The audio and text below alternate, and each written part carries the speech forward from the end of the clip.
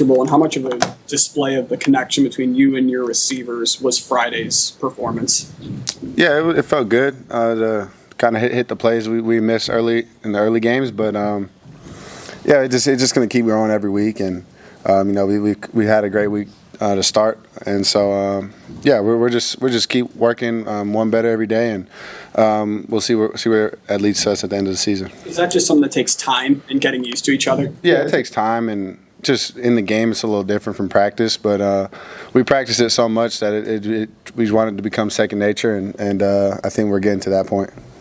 How did you feel, Dylan, on Friday, like you handled some of the post-snap reads that you needed to deal with in that last game that were different from the previous games where they were disguising coverage?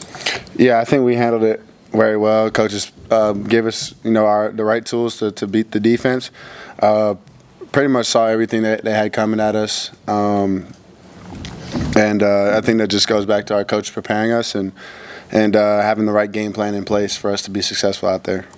What's the lesson or the takeaway from how overtime played out now that you've looked back on the film?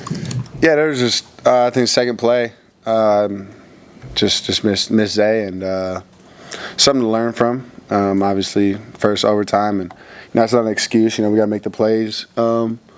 But I mean, we'll have another overtime game. Hopefully not anytime soon, but we'll be ready for the next one when that comes. What are the challenges going on the road for the first time? You've had 4 at home, now going on the road as a starter for the first time. Yeah, I think nothing changes for us other than we'll be wearing white jerseys instead of red, and try to go out there and play our best football. And it'll just be in a different stadium, and I think everyone's excited to change scenery and be in a different state and different stadium. So I think all the guys are excited, and we all get to be together on the road, which makes it even better. Obviously, it was unfortunate what happened to Turner, but how do you see Gunner, step into that role? Yeah, I think our whole program is built on the next man up, and Gunner's been learning from Turner and Teddy, even hurt, and still trying to get these guys right. And I'm very confident with what Gunner's doing, and he's been playing college football for a little while now, so there's no worries there. Coming off that first loss, what have you seen from the guys and their attitude when you got back to work this week? Yeah, we just got back to who we are. Kind of drifted from what we really stand for in our program, and kind of nipped us in the butt. And I think it's good. I know our team will respond very well. Just the last, playing on Friday kind of sucks. Even especially losing, you got Saturday and Sunday to kind of just dwell on it and think about it. But once we got in, yesterday and today, we just, we got back to the basics and to do what we do is play Husker football. You took more hits in that game than the first 3. Mm-hmm. How did your body respond, and how does your training, year round, prepare you for 4 games, 4 weeks when you haven't taken a hit in a while? Yeah, we had another day to recover, so use that as a benefit. But no, I mean, you prepare. That's what you train all off season for, is to get hit in the big games. And yeah, my training all year round, I think helps us.